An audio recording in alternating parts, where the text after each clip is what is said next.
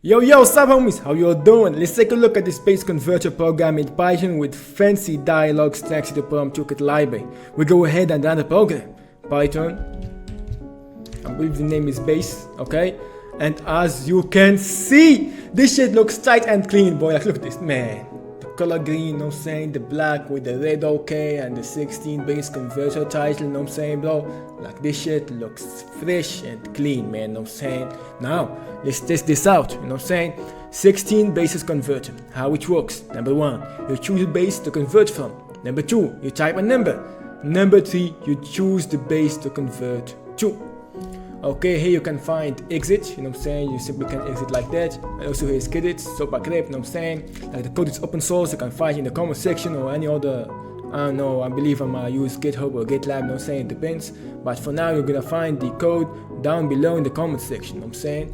Okay, you press, like you type, you press on OK. You can also use your mouse, you know what I'm saying? But for the sake of the video, I'm gonna be using the keyboard. Now, please pick a base to convert from. You know what I'm saying? You utilize the arrow keys. Basically, we're gonna start from decimal, then spacebar to select, then tab to switch to OK or cancel. You know what I'm saying? Then boom. Let's type 10 for example. You know what I'm saying? And OK, and we transform it to binary. And as you can see, this is 10. You know what I'm saying? 10 from base 10 to base 2 is 1010. You know what I'm saying? Like, this is magnificent, what I'm saying, bro. Now let's test if we type some other values other than integers, okay? And you press on OK, and it comes back to the main interface. Now we choose 5 decimal, like base 4, and we type a number that can't be represented in base 4, for example 9. You know what I'm saying? Boom, we woo. Warning, you know what I'm saying? This number cannot be represented in base 4. Press OK to try again. Okay, now let's type something else, not numbers but characters, you know what I'm saying? Like something like this, you know what I'm saying? And then okay, auto scope number choice, you know what I'm saying? That's basically it, you know what I'm saying? The code, like the two-way program is working fine as here, you know what I'm saying, bro? Now let's choose 10, 2, you know what I'm saying? And convert that to decimal. And it's 18. It's clean, bro, you know what I'm saying?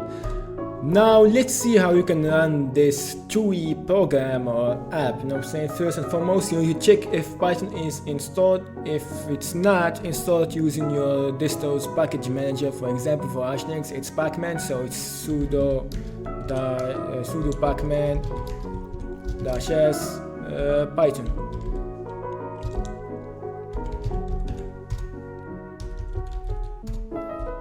And it's installed, you know what I'm saying? Now, you know what I'm saying, it's already installed. Now you need also pip to install the library, the prompt toolkit library, you know what I'm saying? I believe it's python-pip /next, and damn, it's already installed. Also, let's pull up to the official documentation of prompt toolkit, and we'll leave the link in the comment section, you know what I'm saying? Also the code, like the source code, is on the comment section, and the link for this one is going to be in the description, you know what I'm saying? Now I believe you do pip install prompt toolkit, and I believe, I don't know what conda is, so conda install this thing over here, and you can see everything in here, you know what I'm saying, the dialogues. This is what we used on this program, you know what I'm saying? Like, looks tight and clean. Now let's take a look at the source code. Vim base by the first the three functions, base function, like the same thing I already made a video about, converting from base A to base B in C, so it's basically just a matter of converting from the C language to the Python language, which is an easy task to do, you know what I'm saying? Now we have 3 functions via the checks for the hexadecimal values, and base to decimal and decimal to base. After that, we get to the heat stuff, you know what I'm saying, bro? Like this one here is the dialogue with 3 buttons, you know what I'm saying? Okay, exit, credits, and it uses a switch statement here, you know what I'm saying, to return the appropriate value of the base. The other one is the same, you know what I'm saying?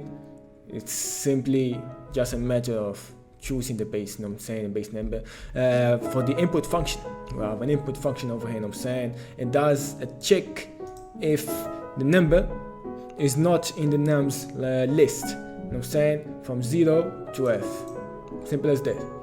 Also, I believe, what's this one? Okay, so this one does the check for the base. If the number is larger or equals the base, it won't work. You know what I'm saying? And this one for bench. That's it, you know what I'm saying? And to keep running the program on a loop, we use a while loop with all these commands. It's simple as that, you know what I'm saying? Anyways, thank you for watching, and I'll catch you in the next one.